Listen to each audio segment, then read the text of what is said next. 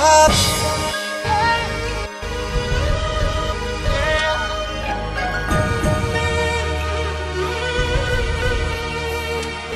Zi-mi pe nume, nu te ascunde după glume. Nu încerca să fii falsă când știm amândoi pe bune că tu încă plângi și m-au auzit că faci și spume. Când auzi că vreo amică m-a văzut cu alta pe nume. Hai, încearcă să fii realistă, nu te mai agita că eu te-am șters de mult din listă. Știu poate viața ta este un pic cam tristă, dar te cunosc prea bine și știu că ești optimistă. Optimist, știi că-ți vreau doar binele și nu regret decât că mi-ai luat zilele în care aș fi putut să fiu cu altele și altele să-mi încălzească noaptea în pat picioarele.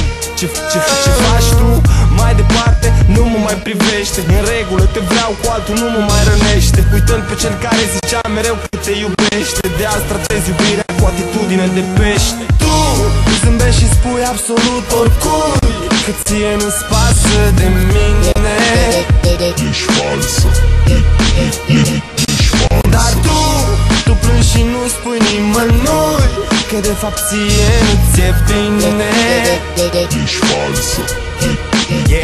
Ești falsă. Putește-mă de ce vrei să-mi spui, nu vreau să aud cu actoria asta să te duci la Hollywood. Poate zici că ți-a trecut, poate că ți-ai tras iubit, dar sigur n-ai uitat nici o seară în care mi-ai șoptit că mă vrei pe viață și că nu mai vrei niciunul. Mă luai în brațe și spuneai că n-o să mai dai drumul. Atât de îndrăgostită, nici nu trebuia să spui. Acum ești iubita lui, dar te simți a nimănui.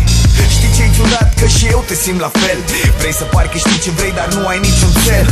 E în regulă, du-te să râzi cu fetele. Știam că oamenii slabi și ascund sentimentele. Îți plac glumele? Hai să-ți zic eu una proastă. Ești cumva agricultoare că ai făcut relația varză. Te-am iubit, dar mai scârbit, acum chiar nu mai simt. M-am detașat total, mami, exact ca un pimp. Tu zâmbești și spui absolut oricui că ție nu-ți pasă de mine. Ești falsă. Ești falsă. Dar tu plângi și nu spui nimănui că de fapt ție nu ți-e bine. Ești falsă. Ești falsă. Ești falsă. Ești falsă. Dar tu ești falsă. Ești falsă.